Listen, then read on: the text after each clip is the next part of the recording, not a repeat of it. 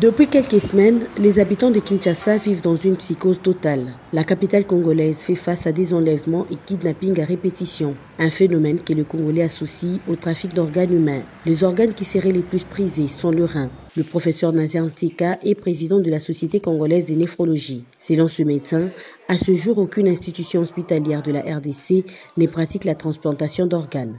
C'est une opération, avant tout. C'est une intervention chirurgicale. Une intervention chirurgicale, on ne la fait pas en l'air, sur la rue. Il faut que ça soit fait dans des conditions requises d'une intervention. Ce qu'on voit dans les réseaux sociaux, c'est plus des actes criminels, ce n'est pas de la médecine. Ce n'est pas de la médecine qui est faite pour sauver une personne malade.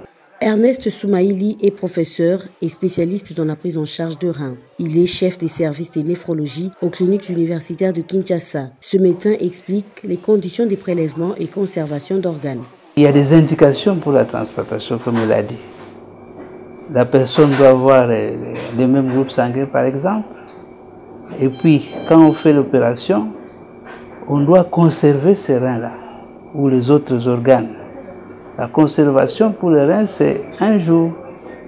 Par exemple, pour le foie, c'est à peu près 12 heures. Et le cœur, seulement 6 heures.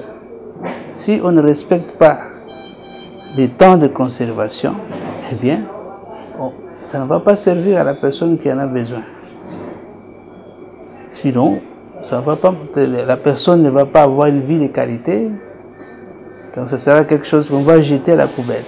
Sans pour autant minimiser le contexte sécuritaire actuel marqué par des enlèvements et kidnappings qui sévissent à Kinshasa, l'agence congolaise de presse a mis à contribution son service fact-checking. Le travail de cette équipe a consisté à mener des enquêtes pour établir la vérité et déconstruire les fausses informations qui sèment la peur dans la ville. Jean Bedel Ndandoula est sous-directeur à la direction ACP des Boncages. Il livre les résultats de cette étude en précisant que tout est parti d'un fake news sur les réseaux sociaux. Cependant, il n'y a rien d'irrationnel dans ces préjugés sur un quelconque trafic d'organes humains à Kinshasa. C'est une fake news des rumeurs, mais aussi une fake news complotiste. Comment? Rumeur parce que ça sort de nulle part. Il n'y a aucune preuve. En substance, il n'y a rien d'irrationnel qui montre qu'il y a vente d'organes dans la ville-province de Kinshasa. Mais aussi, rumeur, pourquoi? S'aimer cette rumeur, ça implique la peur, la panique, la psychose.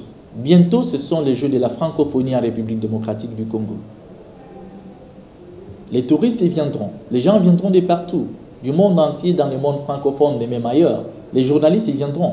Et cette peur, ça repousse les personnes, ça les pousse à être réticentes à l'égard de cette capitale.